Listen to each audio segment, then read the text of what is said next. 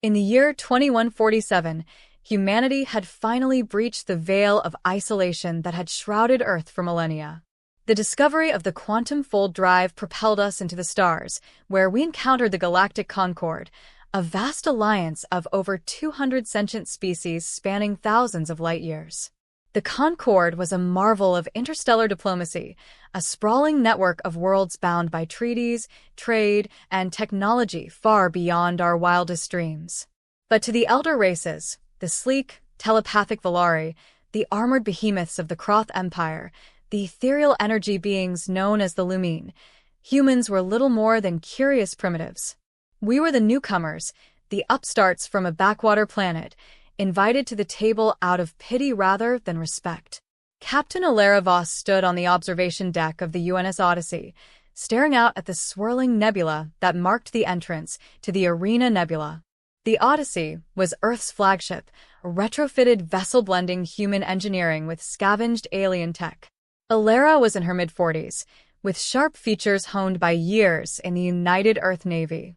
Her dark hair was cropped short, and her eyes held the steely resolve of someone who had survived the resource wars back home.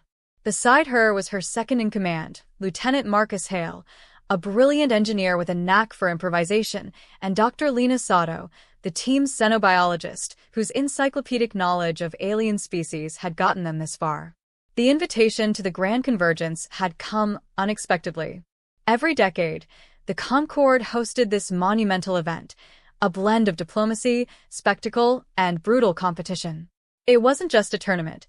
It was a simulation of galactic survival, where representatives from each species navigated a fabricated nebula filled with hazards, puzzles, and simulated battles.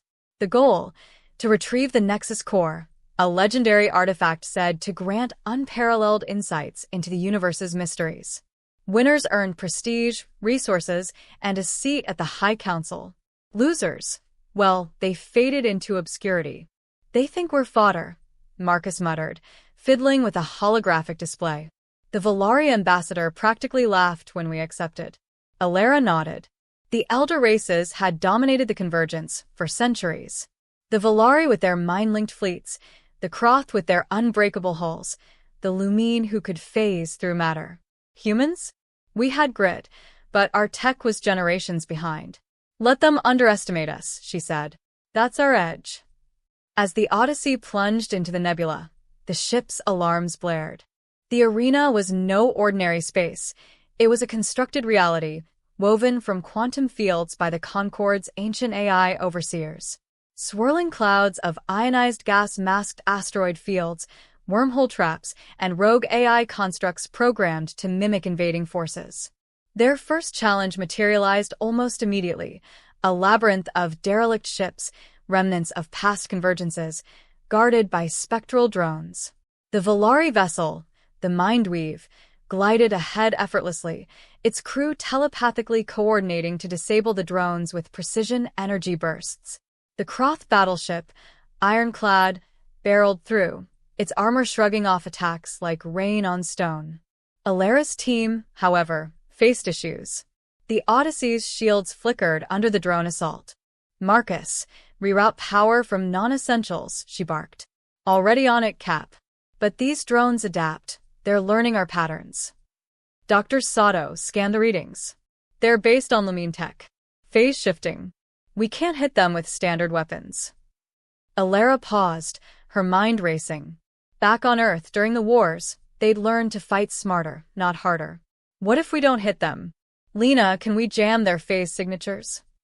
Sato's eyes lit up. Possibly. If we modulate our scanners to emit a feedback loop. Marcus grinned. Old school EMP variant. I can rig it. Working frantically, they jury-rigged a device from spare parts, a human specialty. As the drones closed in, they activated it. A pulse rippled out, not destroying the Guardians, but freezing them in mid-phase. The Odyssey slipped through, leaving the stunned aliens in their wake. Word spread through the Concord's comms network. The humans, they bypassed the labyrinth without a single shot. A Volari voice echoed in disbelief. But that was just the beginning. Deeper in the nebula, the challenges escalated. The next trial was the Void Maze, a region where gravity warped unpredictably, pulling ships into black hole simulacra. Teams had to navigate using only sensor data, as visual feeds were distorted. The Lumine, being energy-based, flowed through the maze like ghosts, their forms unaffected by gravity.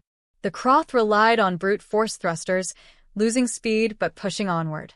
Alera's crew struggled. The Odyssey groaned under the strain, engines overheating. "We're losing alignment," Marcus reported. "One wrong turn, and we're crushed." Alera studied the holomap. It reminded her of old naval simulations from Earth history, submarines in foggy seas, relying on sonar. Switch to acoustic mapping. Use the ship's hull as a resonator. Sato frowned. "That's archaic. But it might work. Sound waves propagate differently here." They adapted, pinging the void with low-frequency pulses, mapping the gravity wells by echo delays. It was slow, painstaking but precise. While the elder races charged ahead, losing probes and sustaining damage, the humans emerged unscathed. By now, the galactic audience, billions watching via quantum broadcasts, was buzzing. "How are these flesh-bound creatures keeping pace?" a commentator pondered. The middle phase of the convergence brought alliances and betrayals. Teams could form temporary pacts, sharing data or resources, but trust was fragile. The Odyssey encountered the Volari Mindweave, stalled by a puzzle lock, a massive energy barrier requiring synchronized codes from multiple species tech. The Volari captain, a being named Thaler, projected a telepathic greeting. "Humans, you have surprised us. Join our link. We will guide you through." Alera sensed the condescension. "Thanks, but we'll manage." Thaler's amusement rippled through her mind. "Your primitive minds cannot interface. You will fail." But Marcus had other ideas. Hacking into the barrier's interface, using a mix of human coding and stolen Volari algorithms, he found a backdoor. It's like old Earth firewalls. Over-engineered, full of exploits. With Sato's help, they cracked it, opening the barrier not just for themselves, but disrupting the Volari's control. The Mindweave faltered, buying the humans precious time. Fury echoed from Thaler. "You cheat." "No," Alera replied via comms. "We innovate."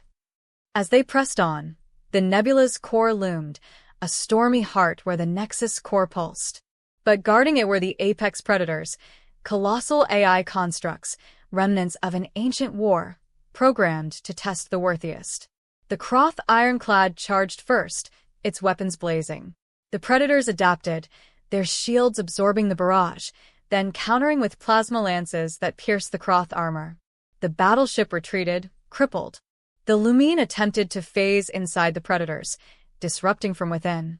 But the AIs generated anti-phase fields, scattering the energy beings. The Volari tried mental assaults, probing the AI minds. Yet the constructs were shielded, their logic cores impenetrable. Alera watched from afar, analyzing. "They're adaptive like the drones. But bigger. We can outgun or outthink them directly." Sato nodded. "Look at their patterns. They're hive-minded, coordinated." Marcus snapped his fingers. "Like ants. Disrupt the queen, and the colony falls." Their plan was audacious. Use the Odyssey as bait, drawing the predators into a gravity well they'd mapped earlier. Then deploy microdrones, human inventions small and stealthy, to infiltrate and upload a virus. As the Odyssey danced through the chaos, lasers grazing its hull, Alera piloted with precision born of desperation. "Now, Marcus." The microdrones launched, slipping past defenses. The virus, a cocktail of human malware and alien code, burrowed in. One by one, the predators glitched, their coordination fracturing. In the ensuing melee, the humans struck. Using salvaged weapons from the labyrinth, they targeted weak points exposed by the malfunctions. Explosions lit the nebula as the Guardians fell. The path to the Nexus core cleared. But the elder races, recovering, raced to intercept. The Mindweave teleported a boarding party onto the Odyssey, Volari warriors, minds linked for combat supremacy. Alarms wailed as aliens materialized in the corridors. Alara grabbed a plasma rifle.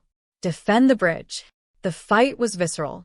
Valari moved like shadows, anticipating moves with telepathy. Marcus felled one with an improvised stun grenade, while Sato used her knowledge to target neural weak points with a sonic disruptor. Alara faced Thala himself in the engine room. "You fight like animals," he sneered mentally. "And you think like machines," she retorted, dodging a psychic blast. Fainting left, she activated a hidden trap, an electromagnetic field from the quantum drive. It severed the telepathic link, disorienting Thaler. A single shot ended the threat. With the borders repelled, the Odyssey reached the core. Alara's hand trembled as she claimed it, a glowing orb thrumming with power. The nebula dissolved, the simulation ending. Back in real space, the Concord's assembly hall erupted. The High Council, comprised of elder representatives, stared in shock. "The humans have won," the AI overseer announced. Prestige flooded in. Resources poured to Earth, advanced tech, trade deals. But more importantly, respect.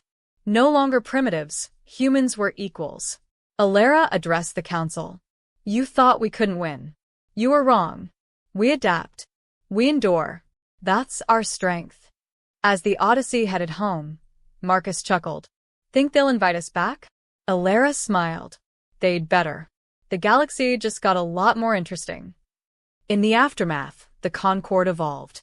Human ingenuity sparked innovations across species. Alliances formed not out of dominance, but mutual growth. Earth, once isolated, became a hub of interstellar exchange. Yet, whispers lingered. Other threats loomed beyond the Concorde, ancient evils stirring in the void. But now, with humans at the forefront, the galaxy stood ready. They had proven it, underdogs could rise and win.